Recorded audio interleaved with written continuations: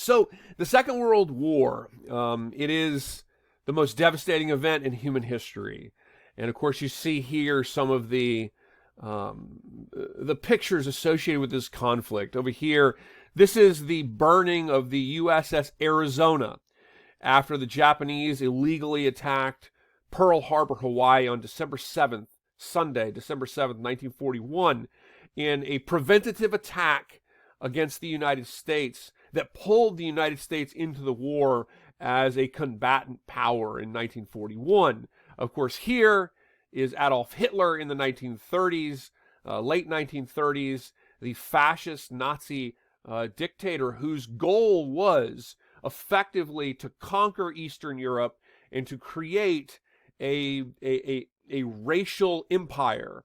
And to do this, of course, the Nazis, led by Hitler, planned to eliminate Jewish populations, Slavic populations, and other populations that they deemed to be racially inferior in perpetrating what was the worst genocide in human history. Here you see some of the Nazi army during the 1939 invasion of Poland, which in September of 1939 was really the event that began the Second World War in Europe. When we think about the Second World War and we think about the United States, we're thinking about how does this conflict change? How does this shape historical change over time?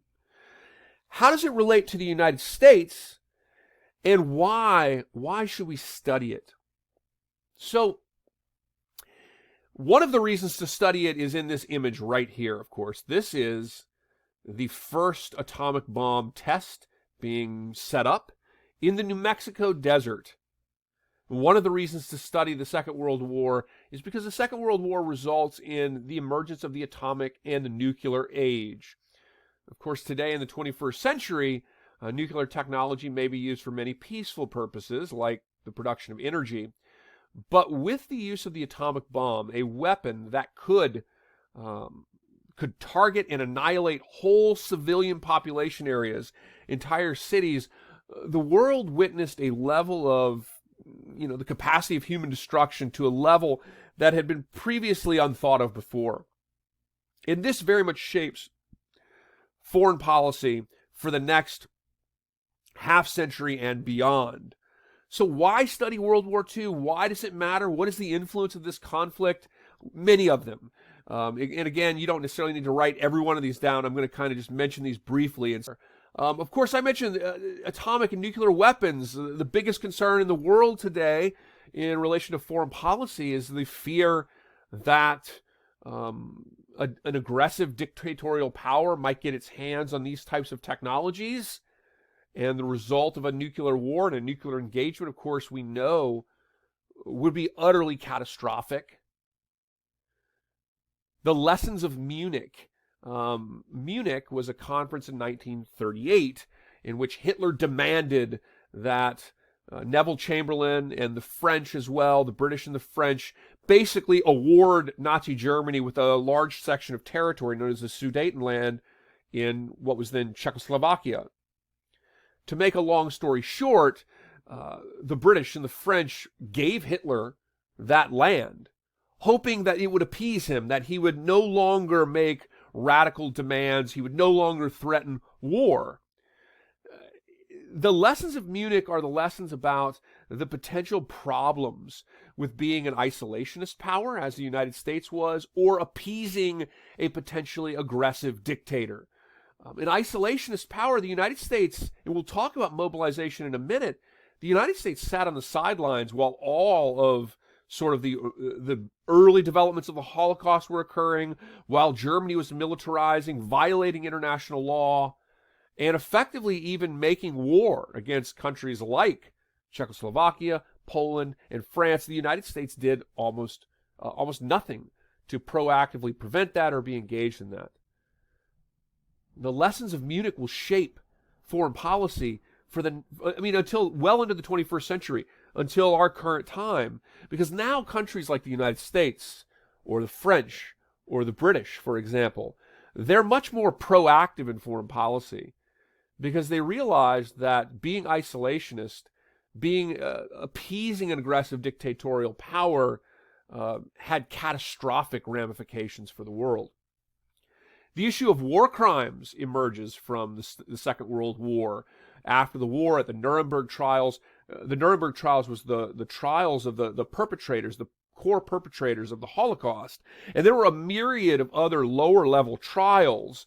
And these trials established really the basic principle of war crimes and prosecuting crimes against humanity, which was really, the result of punishing those responsible for the Holocaust.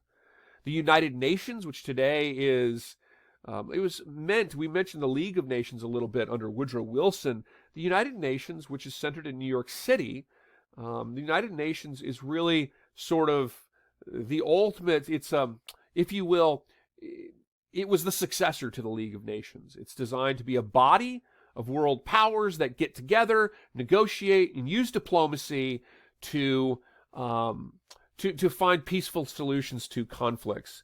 And there are some issues with the United Nations, but the principle that you could have a global sort of diplomatic organization of bodies finding peaceful solutions to conflict was a very cutting-edge idea. And it's established by the Second World War and remains a fundamental vehicle in the world today when it comes to trying to make decisions about whether it's war or climate or poverty and famine in countries. The United Nations sort of touches on all of these areas. There's a number of other things we can mention. You have a new economic reality in the world, the Bretton Woods and IMF and World Bank system, which I'm not going to go into a great deal of depth now, but effectively the United States and its dollar becoming the global currency is largely a product of the Second World War. The formal establishment of the State of Israel, which is acknowledged by the United Nations at the end of World War II, is a product of this. And of course, today, Mideast diplomacy is almost always focused on relations between the State of Israel and the people of Palestine and other nations in the region, like Iran, for example. Decolonization. World War II results in the collapse of the old empires, the British Empire, the French Empire. And within those empires, during the Cold War was a standoff between the Soviet Union and the United States. The two big powerhouses at the end of World War II that remained, those two countries, the USSR, the Soviet Union, and the United States, will then really descend into those former colonial territories and really compete over which direction these newly independent countries will go.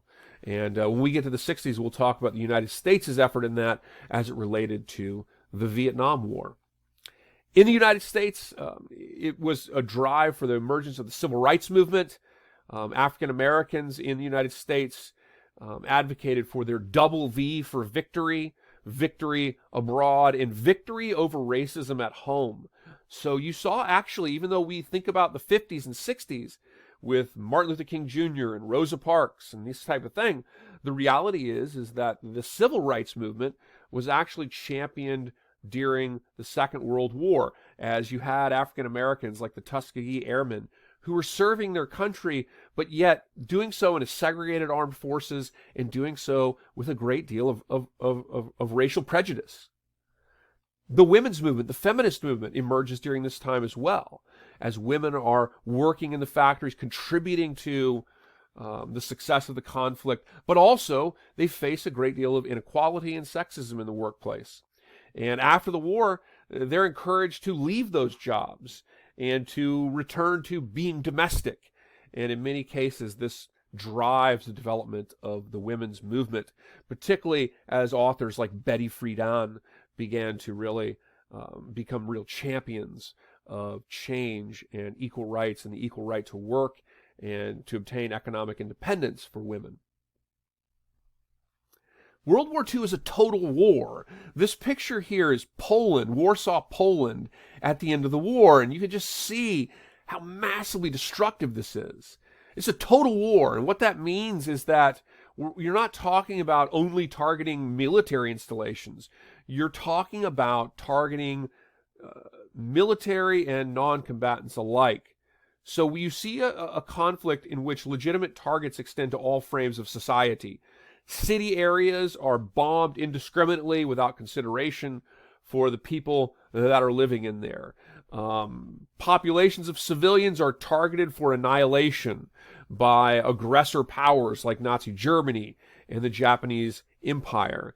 This is more than just a war of attrition. A war of attrition is like World War I, where basically the side that lasted the longest could supply its troops the longest, that could blockade the other longer. That side will ultimately last longer and win. A total war is a war in which victory is achieved when effectively the other side has achieved a more or less total annihilation of the enemy, has completely destroyed the enemy's ability not only to make war, but the will of the people to support it.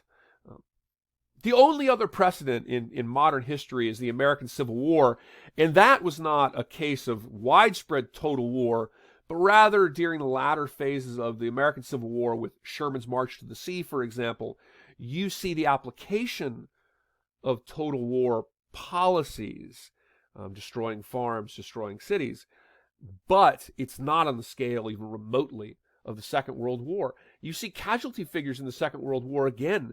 You're talking about 50 million people die. And on top of it, because of this massive destruction of this war of annihilation, by the end of the war, not only did you have 50 million people that had died, between the Soviet Union and the defeated German state, there were 50 million people that were homeless, which is just an incomprehensible scale of destruction and dislocation caused from this conflict. This is, again, it is a war of annihilation. And here you see individuals in a concentration camp. And this is, of course, one of the many sort of images that really characterize the nature of the Second World War. It's unique because it involved widespread crime against civilians. It involved an attempt first by Nazi Germany to completely annihilate Jewish populations, Slavic populations, and other peoples in Eastern Europe. The Japanese sought to completely annihilate the populations of China so that they might be used. They might use the territory of China as a hinterland for a farmland area for the Japanese Empire. With that said, even though the war was started by evil fascists, the war was started by the imperialistic Japanese, and we know that they're the aggressor powers, and we know that those entities seek to use annihilation to completely destroy and annihilate populations as a way of creating these kind of racial empires. The reality is, though, that once the British, once the United States, once other parties became involved in the conflict, the Soviet Union, that these parties targeted civilian populations as well. They used the strategy of annihilation as well in firebombing cities, in dropping atomic bombs on cities. And so you really have to remember that when we think about the conflict. Are there issues with remembering the conflict? I think in the United States, you might say yes. Americans have a tendency to view World War II as a good war. And of course, the United States was very much on the right side of the conflict. The United States fought for the right reasons. It was justified. However, remembering it as a good war really undermines the massive sacrifice and the terrifying level of destruction caused by the war.